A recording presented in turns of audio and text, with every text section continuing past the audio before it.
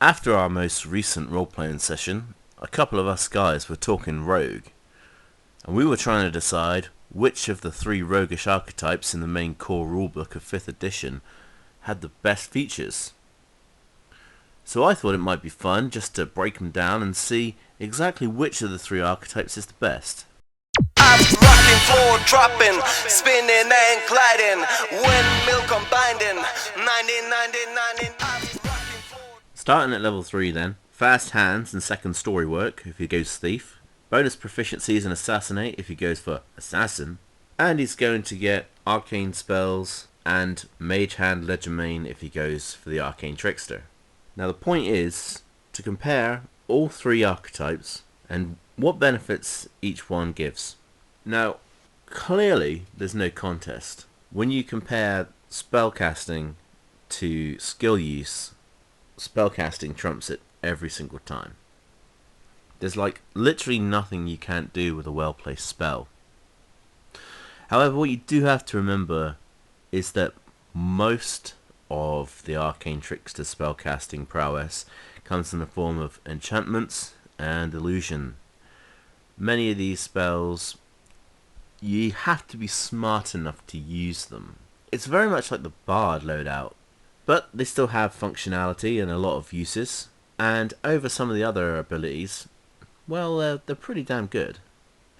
The thing about the Arcane Trickster though is it gets Mage Hand Legerdemain, which is all very well and good, but the actual amount of things that you can do with it, I can't really find enough scenarios where I would make use of it.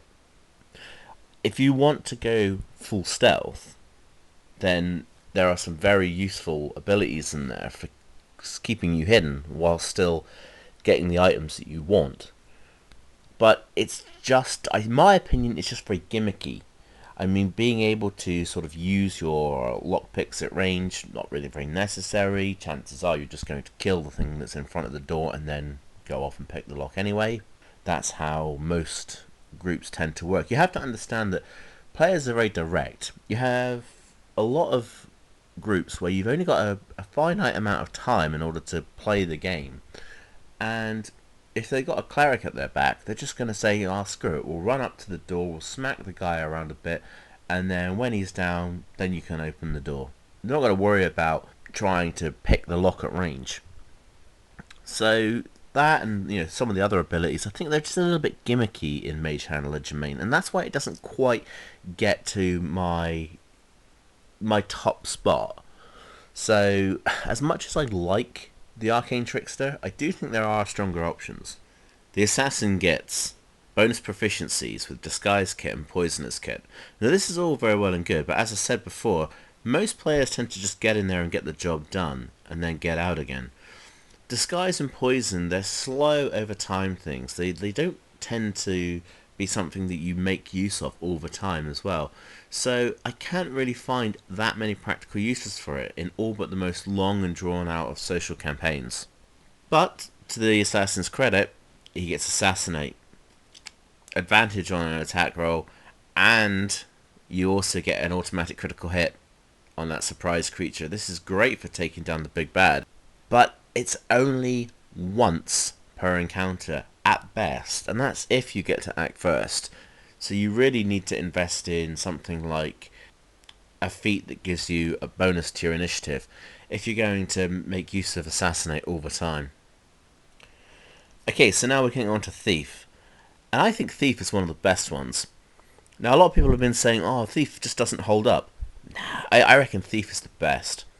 So you get to use your cunning action to make dexterity sleight of hand checks to use your thieves tools to disarm traps or open locks, or you can use it to take the use an object action. Now this is clearly its best feature. What constitutes this object is a lot of things.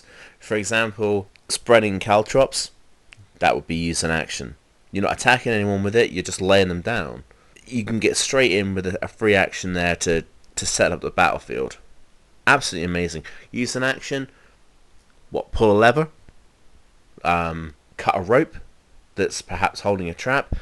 You could even activate a magical item. So there are so many uses. As we go further and further down the track, in any D&D game, you have to understand that actions are very, very valuable. And you're trying to get what is essentially as much out of your turn each go that you can. So having these extra options under the Thief spell, really, really powerful. I think it's one of the best ones, just being able to do that. And when you get a bit further down the Thief tree and you can use magic devices properly, you'll use an action and your use magic device will then start to combine together. So you can get so much out of your turn. I definitely think it's the way to go. You also get second story work. This is okay if you're going to play the combat rogue. Okay, because you get to make running jumps that cover increased distances and you gain additional climb speed. This is really strong, like I said, for the upfront fighter type rogue. Because what you need to understand is you're going to want to be putting yourself in difficult to reach positions which force them to attack you at disadvantage. So really abuse that, and I mean abuse it. Come on, party people, let me hear you scream. Level 9, that's when we get our next feature, and it's between Magical Ambush, Infiltration Expertise, and Supreme Sneak. Now the Magical Ambush is very, very good. This is really strong, giving your opponents disadvantage on their saving throws against your spells, especially against things like enchantments, where it's all or nothing. And it's most of the time you're going to want that spell to really stick. So that is very, very strong. I think it's the strongest of the 3 that you get at level 9, and it's definitely my top pick.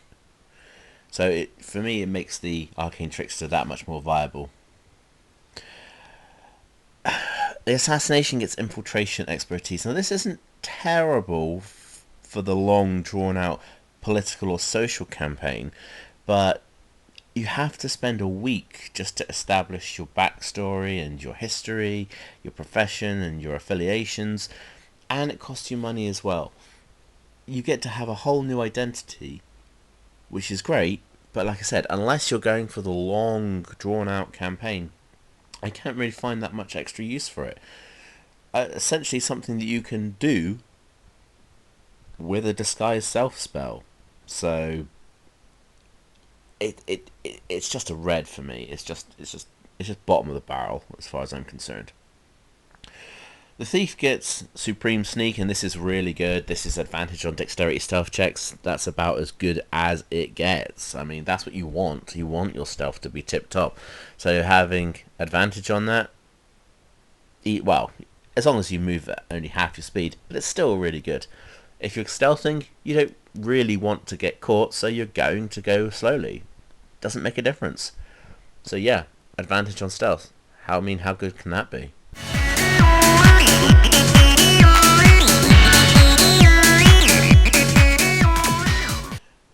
So at level 13 we get Use Magic Device, Imposter, or Versatile Trickster.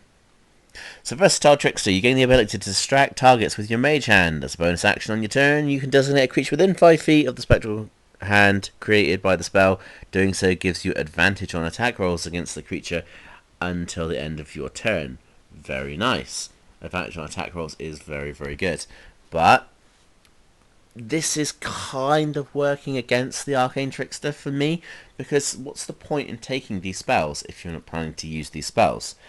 It's good if you are kind of in a corner and you have to resort to weapons, but I don't think it's something you want to be using all the time, because spells tend to really change the way a battle goes. So by using a cantrip style spell to improve your attacks, not the best thing in my opinion, but still it does have a lot of bonuses. If you can say use it to create an advantage flanking situation to get a big opponent down. But like I said before, if you're not moving your character into a place where they're getting advantage on attack rolls anyway, then you're not roguing right. The Assassin, on the other hand, gets Imposter, the ability to unerringly mimic another person's speech, writing, behaviour. You have to study them for 3 hours. I mean, again, this is long, drawn out, time consuming. And it's things that can be done and replicated with spells easily. Roguish archetype for the thief is the use magic device, and this is where it's at. This is absolutely tip top. You've learned enough about the workings of magic that you can improvise and use the items even when they're not intended for you, ignoring all class, race and level requirements on the use of magic items.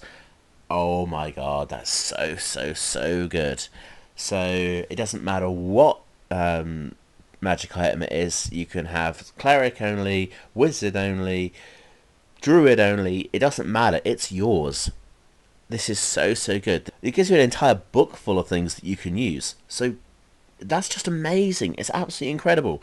And on top of that, you can use your use object action to use it, still get your turn in, and take full advantage of the benefits from whatever magic item you're using. It is so overpowered. Action economy, like I said, is so important as you go up in levels, especially as you get further up. And I think if you're going to take Rogue all the way up to at least level 13, then this is where, you know, it really becomes very powerful. Use magic device, my tip-top one. If anyone remembers playing 3rd edition and they remember pumping skills into use magic device, then you'll know exactly what I'm talking about. Because use magic device was just so good. And now they've basically brought it back, and it's just as good.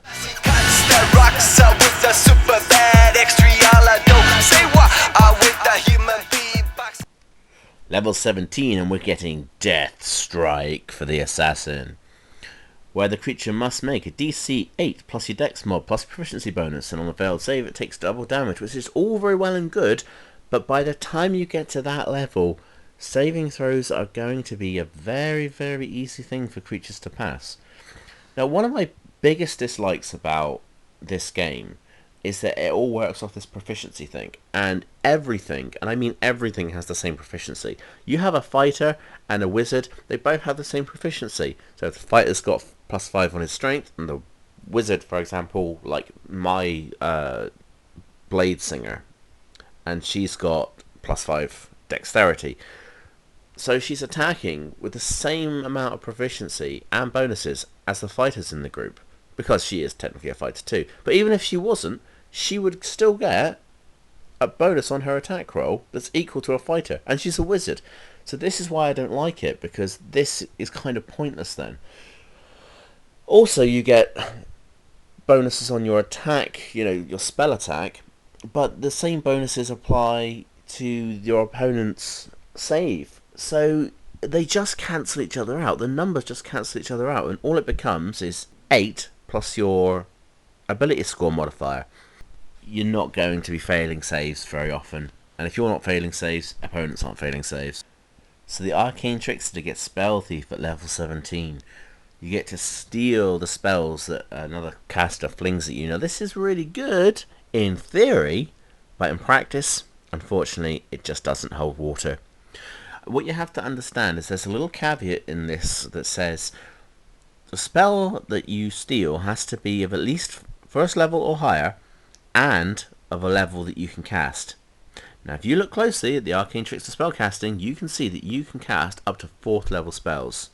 And on top of that, you don't actually get those 4th level spells until you hit level 19. Now on top of that, when you hit level 17, if you're using this ability against a spellcaster, chances are they're a full caster, like a druid or a wizard. And if they're not casting meteor swarms at you, they're not doing wizard right. So to me, Spell Thief is a great idea, but it just fell flat on its face. I can not recommend it at all.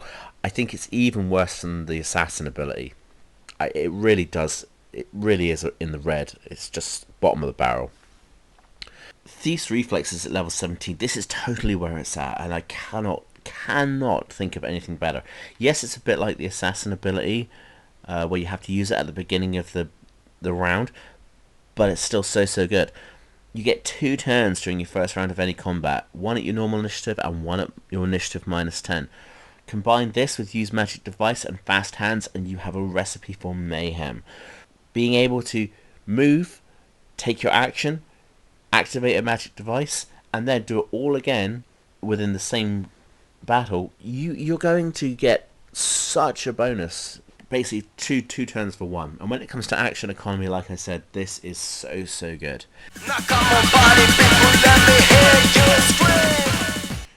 So there you have it. I mean, to me, I think it speaks for itself. Arcane Trickster is really great, because you get the spell casting, but you're limited in the spells that you can have. There are a few extra spells that you can have from any school, so that gives you some versatility there, but it's not really amazing. And the abilities just seem to work against it. There are a couple of good ones, like Magical Ambush. That's great when you combine it with, say, Spell Thief, I suppose. But even then, you're not getting much out of it. Assassin, what do I even say about the Assassin? It's just not. I don't think it's an amazing class. I mean, if you're choosing to go Assassin and then multi-class out of Rogue after level 3, yeah, it's the best ability, clearly. But if you're going to Rogue all the way, no, it doesn't do anything. There's just so little in it. Unless you're going for like I said, the long drawn out political and social campaign, I would just say Assassin. It just has nothing. And then Thief, and this was my pick, Thief. Out of the three of us, I picked Thief, and I think it's clearly the best. You have so many options. You've got your fast hands, which is great for making escapes, great for setting up traps, great for setting up battlefields, great for opening locks in a hurry. Absolutely amazing. Quick climbing and extra jumping, great if you want to go for the melee rogue. Supreme sneak, really good if you just need to be not seen. And then use magic device and Thief's reflexes, two of the literally best skills that you could ever possibly want on any character, let alone a thief. So just amazing stuff. It has to go to the Thief archetype. I just can't see a better one. So that's all for today. I'm going to come back and I'm going to do Rogue again. Probably do 3.5, but I might go back to 5th edition because there's definitely some interesting stuff in it. If you guys have similar contrary opinions, I'd really very much like to hear what you think, what you reckon is the best Rogue archetype. If there are some new archetypes in some of the Splat books that are coming out, so some of those are pretty good. But for now, let's just concentrate on the ones in the core rulebook. Tell me what you think. Tell me what you have had success with. So I look forward to hearing from you, and happy adventuring.